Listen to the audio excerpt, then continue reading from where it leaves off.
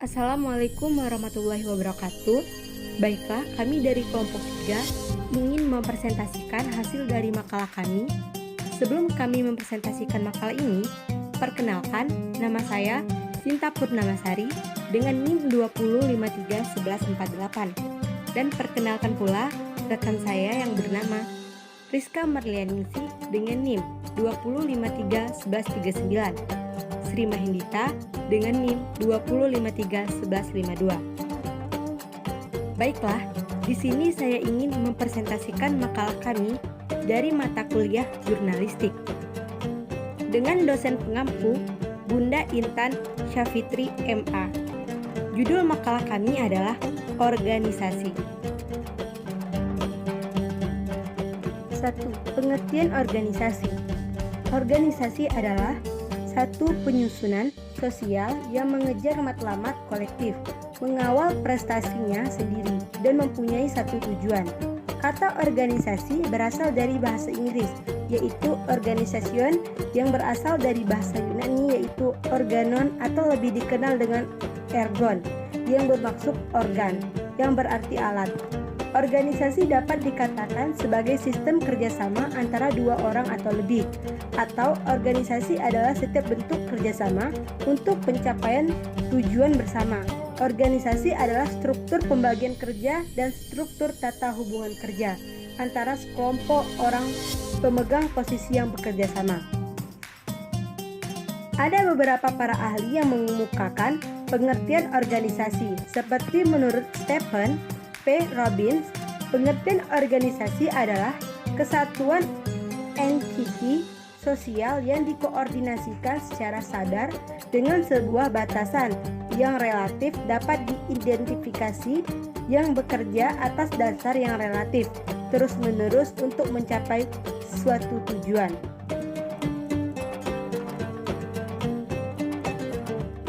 2. Struktur organisasi.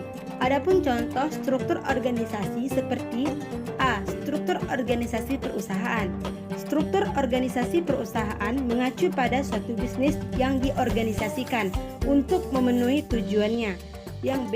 Struktur organisasi kelas.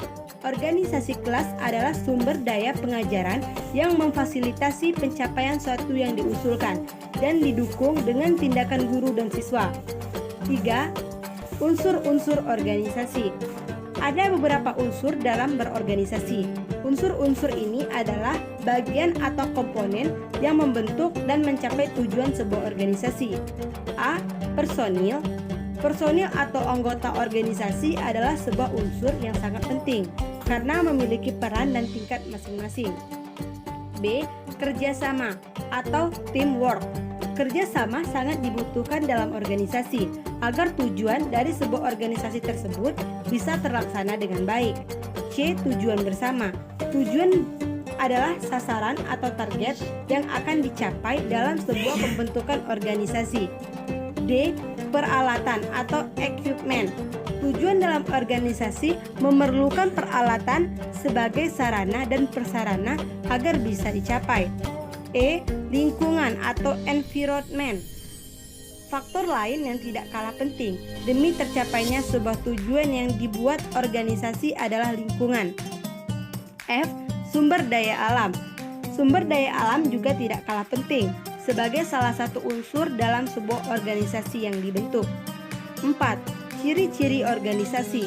Ada beberapa ciri yang terdapat dalam sebuah organisasi.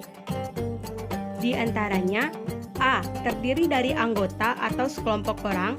B. Mempunyai tujuan. C. Saling kerjasama. D. Terdapat peraturan. E. Pembagian tugas beserta tanggung jawab anggota. 5. Fungsi dan tujuan organisasi. A. Fungsi organisasi. Fungsi organisasi secara umum antara lain: A. Fungsi organisasi yang pertama adalah untuk memberikan arahan dan pemusatan kegiatan organisasi mengenai apa yang seharusnya dilakukan dan tidak dilakukan oleh organisasi. B. Fungsi organisasi yang kedua yaitu dapat meningkatkan kemampuan anggota organisasi. C. Fungsi organisasi yang ketiga adalah dapat memberikan pengetahuan yang baru kepada anggotanya. Fungsi organisasi yang keempat adalah dapat memudahnya dalam menyelesaikan masalah. Fungsi organisasi yang kelima adalah mengajarkan atau membudayakan jiwa kepemimpinan. Fungsi organisasi yang keenam adalah dapat membina emotional intelligence. Tujuan organisasi. Adapun tujuan organisasi secara umum yakni A. Tujuan organisasi adalah untuk merealisasikan keinginan atau harapan. B. Tujuan kedua adalah hasil akhir yang diinginkan di masa yang akan datang. Misalnya, ada sebuah organisasi bisnis yang memiliki tujuan akhir, seperti menjadi organisasi yang besar dan terkenal. C. Organisasi sebagai wadah yang digunakan untuk individu. D. Organisasi dapat membantu setiap individu yang ada di dalamnya. Sebagai wadah yang membantu bagi para individu mencari keuntungan. Meningkatkan kemandirian. 6. Faktor-faktor yang mempengaruhi organisasi. Ada beberapa faktor yang mempengaruhi organisasi, diantaranya A. Strategi organisasi, B. Skala organisasi, C. Teknologi, D. Lingkungan. 7. Bentuk-bentuk organisasi. A. Organisasi lini atau line organization. Diciptakan oleh Henry Fayol, organisasi ini adalah satu bentuk organisasi yang menghubungkan langsung secara vertikal antara atasan dengan bawahan. B. Organisasi lini dan staf, line and staff. Merupakan kombinasi dari organisasi lini, asas komando dipertahankan, tetapi dalam kelancaran tugas, pimpinan dibantu oleh para staf. C. Organisasi fungsional atau fungsional ORG. Diciptakan oleh Frederick W. Taylor. Organisasi ini disusun berdasarkan sifat dan macam pekerjaan yang harus dilakukan. D. Organisasi lini dan fungsional, line and functional ORG. Suatu bentuk organisasi di mana wewenang pimpinan tertinggi dilimpahkan kepada perkepala unit di bawahnya. Organisasi fungsional dan staf, line functional and staff ORG. Organisasi ini merupakan perkembangan lebih lanjut dari organisasi berbentuk lini dan fungsional.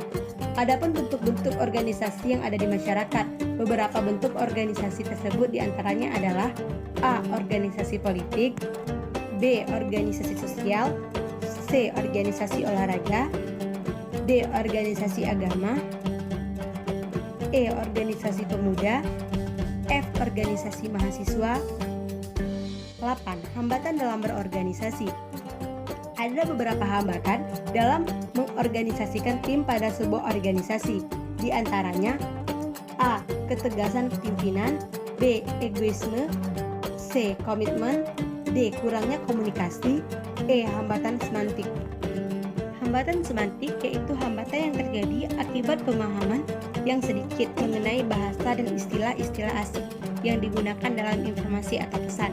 F. Hambatan antar pribadi, yaitu hambatan yang timbul antar pribadi di dalam sebuah organisasi.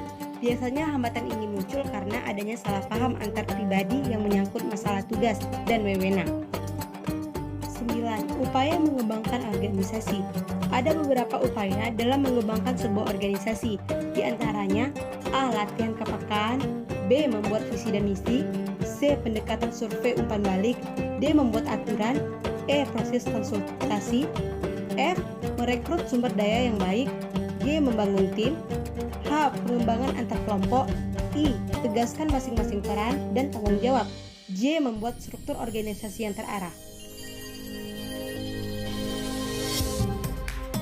Baiklah, itu saja materi yang dapat saya sampaikan dari kelompok kami, dan saya akhiri. Wabillahi taufiq wal hidayah. Wassalamualaikum warahmatullahi wabarakatuh.